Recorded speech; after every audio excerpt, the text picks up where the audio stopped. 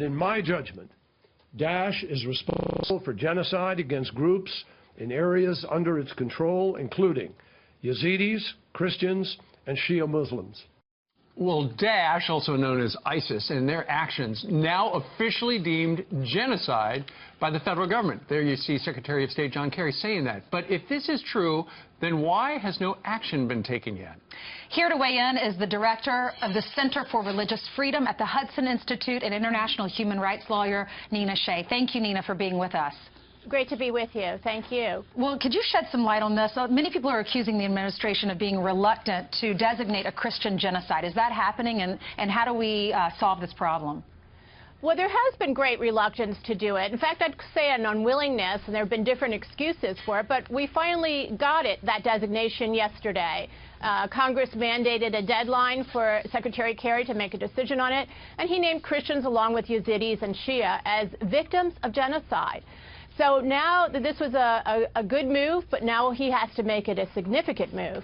And there's many policy actions within his purview that he can take. For example, refugee resettlement. Only 6 Christians and 1 Yazidi have been admitted for resettlement into the United States in the 5 years of the conflict. That's outrageous. Second, peace talks. There are peace talks going on in Syria, but there's no minority voice. The Christians should have a voice. They've lived there for 2,000 years. Borders are going to be redrawn, constitutions drafted. They need to have a voice in the future of their country, or they will be marginalized. Sure. Their lands. Secretary has talked about preserving their lands, preserving what ISIS has tried to destroy. And to do that, they're going to have someone like the United States sticking up for that, because they... You know, we finally did that yesterday, where it's extraordinary that it took so long. Clearly it was genocide. So what can we do? Because it's genocide. People are looking from all over, and, you know, he mentioned the Yazidis and the Muslims, but so clearly targeting the Christians as well over there. Right. We've seen it in real time, Technicolor, the beheadings in Libya, and they continue to happen. There was a beheading of a Protestant pastor in Syria just last summer. There's executions of Syrian Christians in Syria this September. So, you know, these atrocities we're still learning about. They're still coming out. Information is hard to get.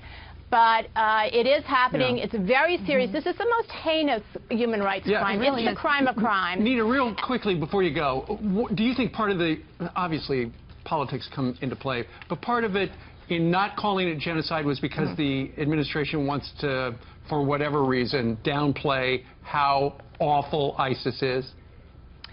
Well, I think they wanted to be politically correct about this, and that was certainly part of it. They did not want to feed propaganda that this was a Crusader war, but, you know, that is the same excuse that was used not to focus on the Jews during the Nazi genocide of the Jewish European Jewry. So that was absolutely catastrophic, and this would have been catastrophic, and it still could be for the Christians and the Yazidis and the other minorities, unless the administration takes action. All right, Nina, thank you so much for being with us this morning. Great, thank you.